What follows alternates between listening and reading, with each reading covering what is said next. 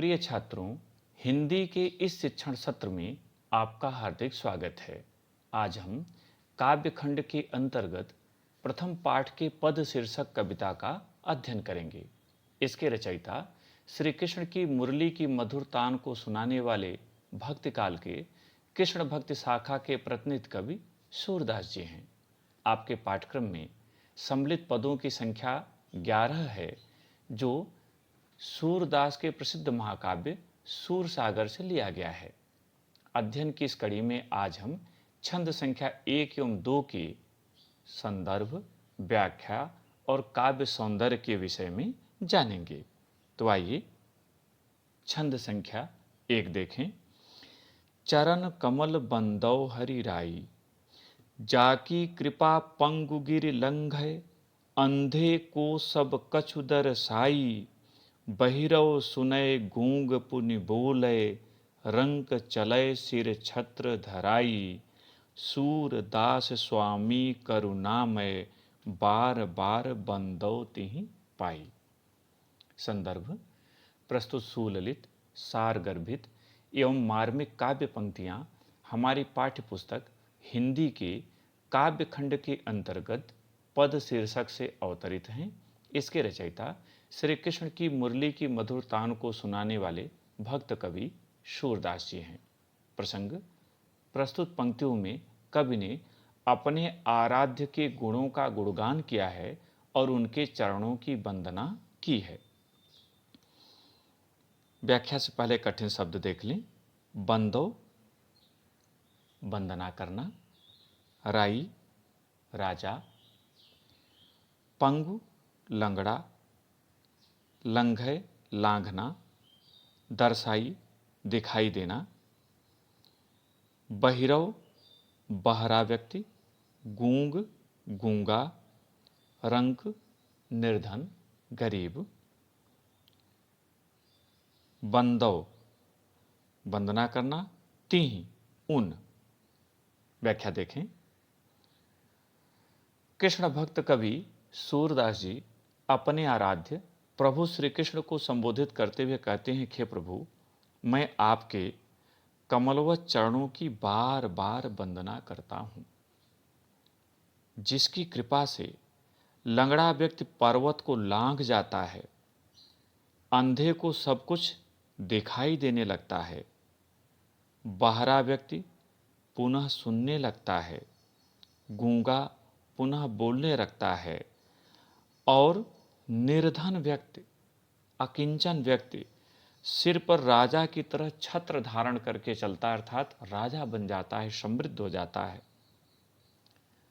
ऐसी महिमा वाले हे प्रभु श्री कृष्ण, करुणा के स्वामी, मैं आपके उन चरणों की बार बार वंदना करता हूं।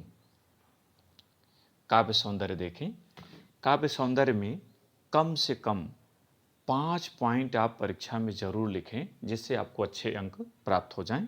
यहाँ हमने आपको विस्तार से 9 पॉइंट दिए हुए हैं। पहला जो होता है वह उसी कविता के मुख्य भाव, केंद्रीय भाव पर आधारित होता है।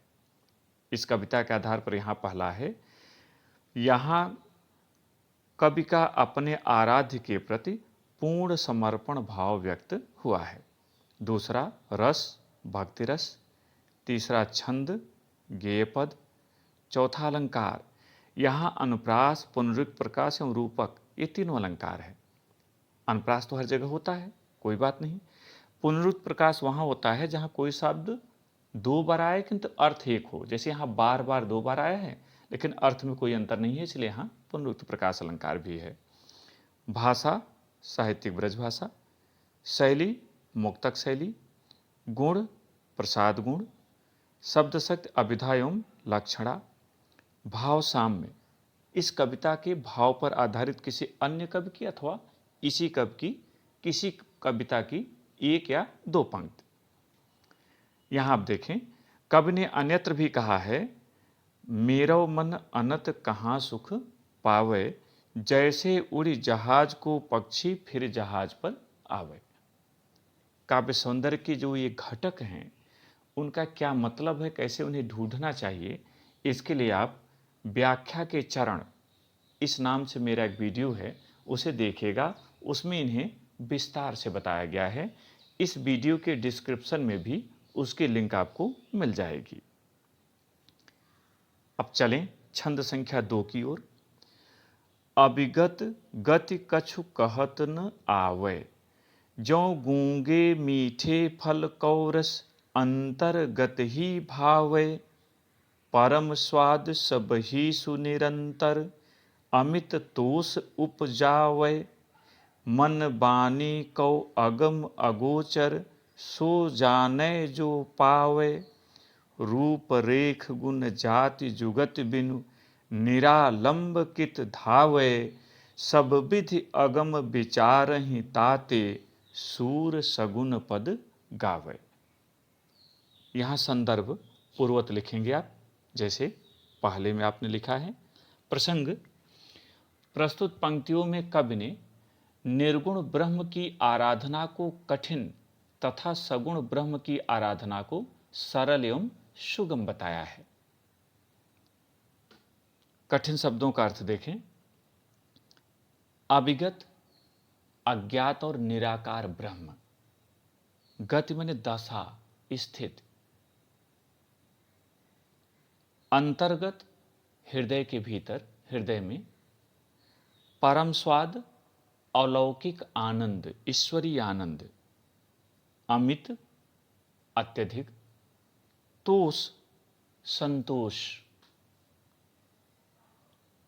वाणी वाणी।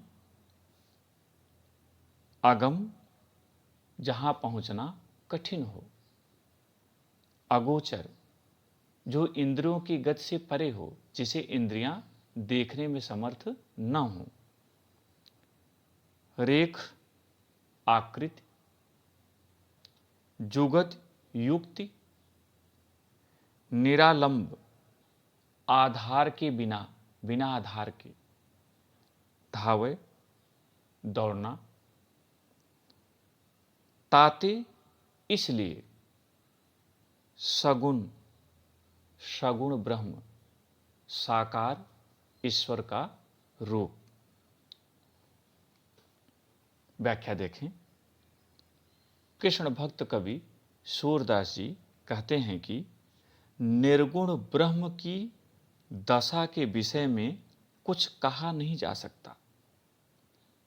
जैसे गूंगा व्यक्ति मीठे फल को खाकर उसके आनंद को अपने हृदय में अनुभव तो करता है, किंतु उसे व्यक्त नहीं कर सकता, उसी प्रकार निराकार ईश्वर के विषय में कुछ कहा नहीं जा सकता। यद्यपि निर्गुण ब्रह्म की भक्ति अलौकिक आनंद प्रदान करने वाली है, अमित तोष उपजावे, और वह व्यक्ति के भीतर अत्यधिक आनंद उत्पन्न करती है, किंतु उसे मन और वाणी द्वारा व्यक्त नहीं किया जा सकता। इंद्रियों द्वारा उसे जाना नहीं जा सकता। सो जाने जो पावे, उसे तो वही जान सकता है जो उसे प्राप्त कर लेता है। निर्गुण ब्रह्म का रूप कैसा है, रेख उसका आकार कैसा है, उसके गुण क्या हैं और उसे प्राप्त करने के उपाय क्या हैं, बिना इन्हें जाने निरालंबित धावे, आधार विहीन व्यक्ति भला कहाँ दौड़ सकता है। सब विधि अगम विचारें ताते, सूर सगुन पद गावे। सूरदास जी कहते हैं कि सभी प्रकार से निर्गुण ब्रह्म की भक्ति को अगम्य जानकर, कठिन जानकर मैं सगुण ईश्वर के पदों को गाया करता हूँ, सगुण ईश्वर की भक्ति किया करता हूँ। काव्य सौंदर्य देखें। पहला, इन पंक्तियों में निर्गुण की अपेक्षा सगुण ब्रह्म की आराधना को श्रेष्ठ कहा गया है। रस भक्ति एवं शांतरस, छंद गेय पद, अलंकार अनुप्रास एवं दृष्टांत। ज्यों गूंगे, यहाँ आप ध्यान देंगे कि ज्यों गूंगे मीठे फल कौरस अंतर्गत ही भावे, यह पंक्ति दृष्टांत है, उदाहरण है, इसलिए यहाँ दृष्टांत अलंकार भी है। भाषा साहित्यिक ब्रज भाषा है। शैली मुक्तक। गुण प्रसाद गुण। शब्द शक्ति अभिधा एवं लक्षणा। भाव साम्य। भक्त तुलसीदास ने भी निर्गुण ब्रह्म के विषय में कहा है, बिनु पग चलय सुनय बिनु काना, कर बिनु कर्म करय विधि नाना। प्रिय छात्रों, मुझे उम्मीद है कि आपको ये दोनों छंद समझ में आ गए हों। आप वीडियो देखने के साथ इनके अर्थ को, काव्य सौंदर्य को लिखने का भी प्रयास करें, जिससे आपका अभ्यास होता जाए और ये चीज़ें आपको स्मरण हो जाएं, याद हो जाएं। बहुत बहुत धन्यवाद।